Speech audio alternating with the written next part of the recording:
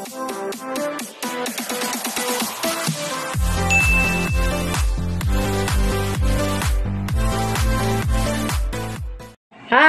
Welcome back sa aking channel. Babati muna ako sa inyo mga openg auto.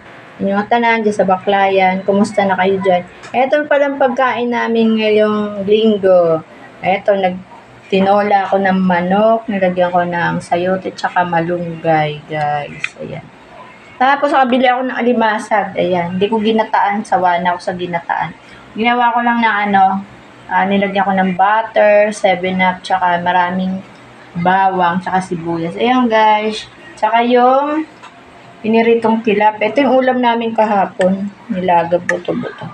Ito ang aming pagkain for today, guys. Ayan. Kasi linggo ngayon dapat masarap-sarap man ang ulam. Ayan. Ito pinakamasarap. Tinolang manok. Kaya ako nagtinola kasi yung apo ko, kainin ko ng sayote na may malunggay. Ayan guys, itong aming pagkain for today. Ito, nakabili pala ako ng atsara. Paborito to ni Kati.